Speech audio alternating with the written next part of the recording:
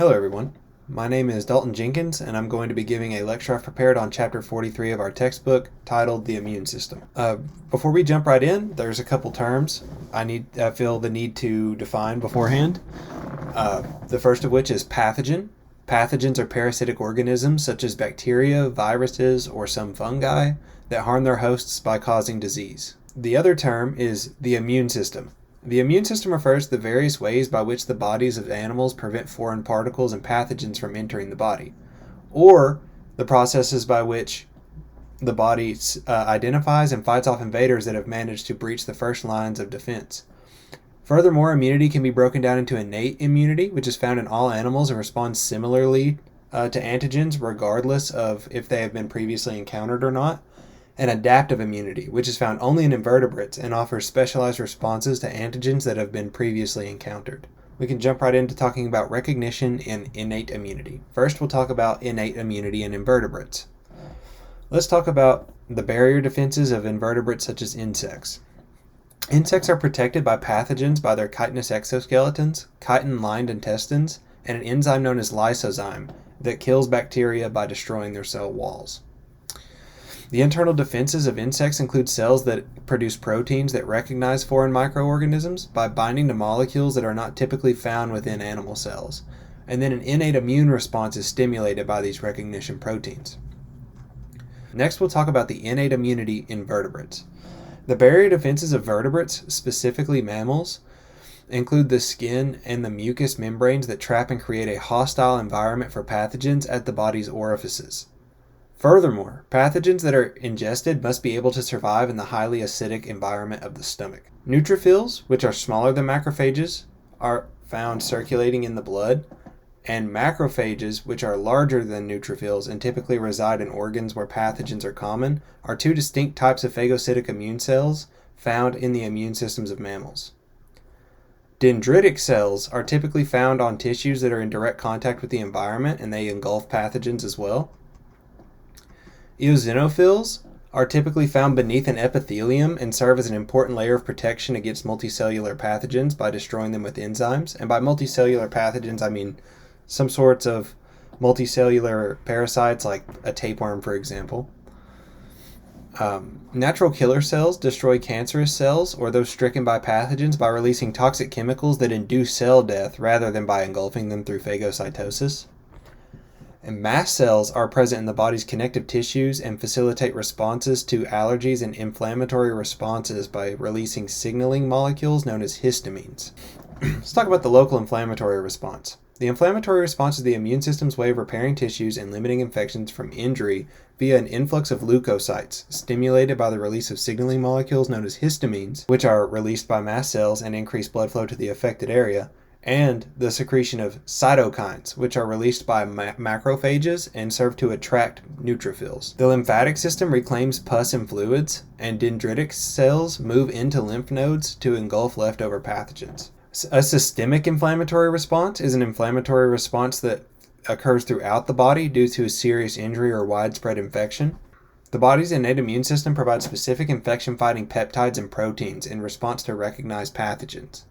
For example, interferons are some such proteins that are specialized in limiting infections caused by viral pathogens by stimulating nearby healthy cells to secrete chemicals that impede viral reproduction or by boosting the phagocytic capabilities of macrophages. The body's complement system plays multiple important roles within the larger immune system, such as adaptive defense, inflammatory responses, and the destruction of invading microorganisms. This system is comprised of several different inactive proteins within the circulatory system that, once activated, will set off a pathogen-destroying chain of events. And finally, we'll talk about the evasion of innate immunity by pathogens. Certain pathogenic organisms have evolved capabilities that allow them to remain undetected or resist destruction by the body's immune system. And here I have a diagram of the local inflammatory response. As you see, the splinter is causing an injury and it's allowing pathogens to enter the skin. At the injury site, mast cells release histamines and macrophages secrete cytokines. Some of these signaling molecules cause nearby capillaries to dilate while others attract neutrophils. Capillaries widen and become more permeable, allowing fluid containing antimicrobial peptides as well as neutrophils to enter the tissue. These immune cells digest pathogens and cell debris, allowing the tissue to heal. Talk about recognition and adaptive immunity. The immune systems of vertebrate animals are unique in that they also possess an adaptive immune response that becomes more effective at fighting off specific pathogens if the body has been exposed to them in the past. Let's talk about antigens and how they act as the trigger for adaptive immunity. The term antigen refers to any material, usually some sort of foreign molecule, that will bind to a B or T lymphocyte via a region known as an epitope, which binds to a lymphocyte's antigen receptor protein and triggers some sort of immune response from the B or T cell to which it is bound. B cell activation causes cells to form that secrete antigens in soluble forms known as antibodies or immunoglobulins. Each individual lymphocyte produces only one kind of antigen receptor, and antigens are typically foreign molecules. Let's talk about antigen recognition by B cells and antibodies. B cell antigen receptors are proteins comprised of two heavy polypeptide chains and two light polypeptide chains that are bound by disulfide bridges. Heavy chains are identical to one another, as are light chains. Chains have regions known as constant regions, where amino acid sequences are almost identical across all B cells, and regions known as variable regions, in which the amino acid sequences are extremely diverse from one B cell to another. Membrane-bound antigen receptors and antibodies are highly specialized to bind in a lock and key fashion to specific antigen epitopes. Now we'll talk about antigen recognition by T cells. Rather than the four polypeptide chains found in B cell antigen receptors, T cell antigen receptors have just two, an alpha chain and a beta chain. However, the chains are still bound by a disulfide bridge. The variable regions of each chain come together to form the tip of the antigen receptor to which antigens will bind, while the rest of the antigen receptor is comprised of each chain's constant region. Animal cells and immune cells can play a role in triggering a response from the body's adaptive immune system by breaking down antigens they have come into contact with into antigen fragments and displaying these antigen fragments bound to MHC molecules for detection by T cells in a process known as antigen presentation. Finally, we'll talk about B and T cell development. Diversity in antigen receptors of B and T cells is facilitated by a combination of 1 out of 40 possible variable gene segments, 1 out of 5 possible joining gene segments, and 1 constant gene segment that make up 200 possible combinations to make up light chains, and this number is even higher for heavy chains. The origin of self-tolerance. The body destroys or deactivates lymphocytes that attack the body's tissues. By culling that population, the surviving mature lymphocytes are those that cannot attack the body. Talk about the proliferation of B and T cells. When a B or T cell is activated through exposure to an antigen to which it can bind, the lymphocyte will divide and make many exact copies of itself. Furthermore, some of these copies will become effector cells that have short lifespans and respond to the aforementioned antigen, and some will become memory cells which have long lifespans and produce effector cells if the aforementioned antigen is encountered again. The effector cells produced by B cells are plasma cells, and those produced by T cells are either helper T cells or cytotoxic T cells. I have this diagram. This is a B cell, and these are its antigen receptors. As you can see, it is anchored by this transmembrane region into the plasma membrane of the B cell. These are your heavy chains, and these are the constant and variable segments of the heavy chains. And then you can see the constant and variable segments of the light chains here as well. They are bound together by disulfide bridges, and the variable regions of the heavy and light chains come together to form the antigen binding sites. Let's talk about functions of adaptive immunity. Helper T cells activate the humoral or cell-mediated immune responses if and only if they come into contact with an antigen that both is presented by an antigen-presenting cell and is able to bind with the helper T cell's antigen receptor. Let's talk about B cells and antibodies. The activation of B cells. B cells are unique among antigen-presenting cells in that they only present the specific type of antigen to which their receptors can bind. When a B cell presents an antigen to a helper T cell, the contact between the two lymphocytes typically activates the B cell, which then produces a vast number of identical effector cells known as plasma cells that in turn secrete a massive amount of antibodies. The function of antibodies, they do not directly destroy pathogens. Instead, they help fight infection through neutralization or opsonization. Neutralization is the process by which antibodies bind to surface proteins of pathogens and interfere with their processes, which ultimately prevents the infection of body cells.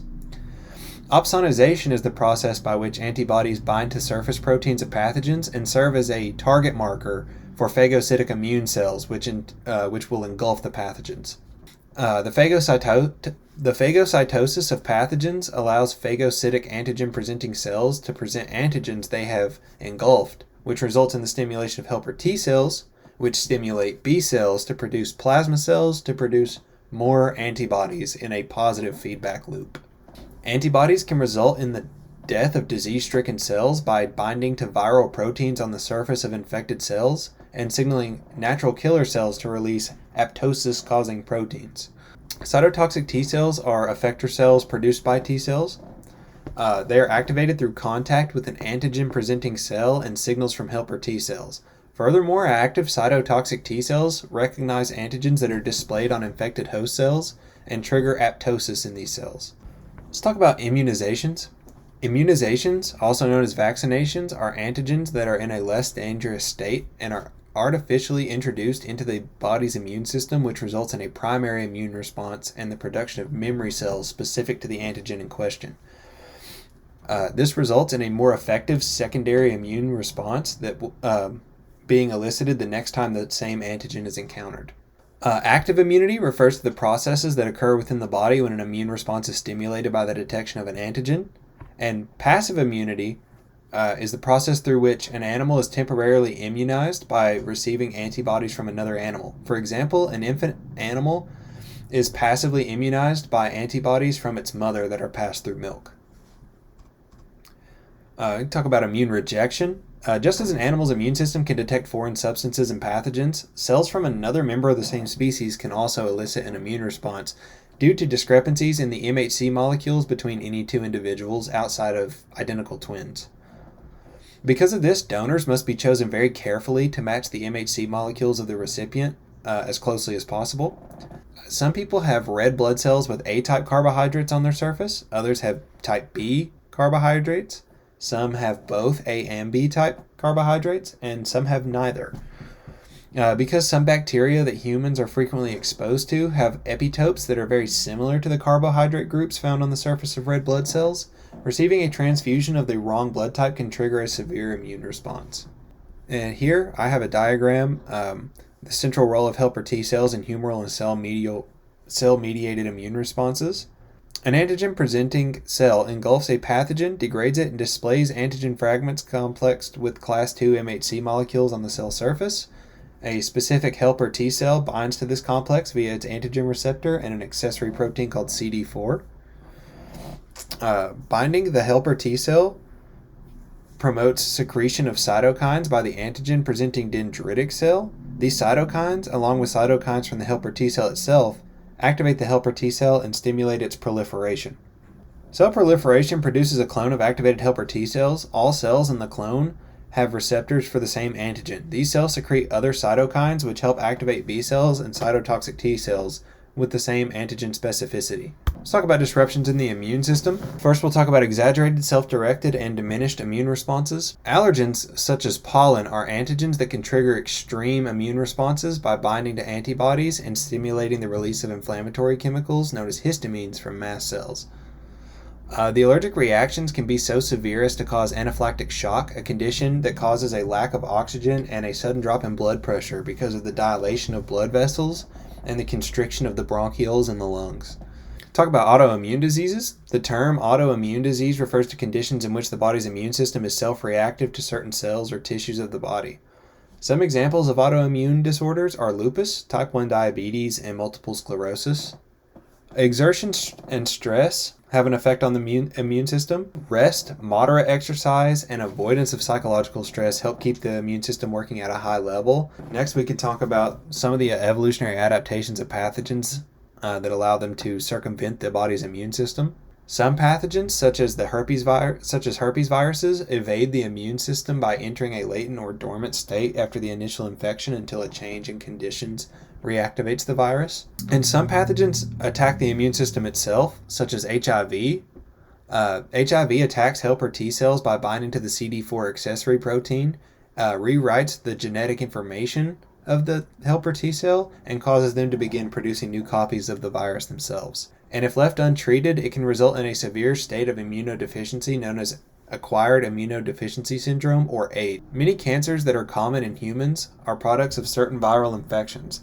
Thus, an individual with a compromised immune system is at a much higher risk of developing some cancers. This diagram depicts mast cells, immunoglobulin E, and the allergic response. In this example, pollen grains act as the allergen. So the immunoglobulin E antibodies produced in response to initial exposure to an allergen bind to receptors on mast cells. On subsequent exposure to the same allergen, IgE molecules attached to a mast cell recognize and bind to the allergen, and that this makes them release inflammatory chemicals. And that is all I have. Thank you so much for listening.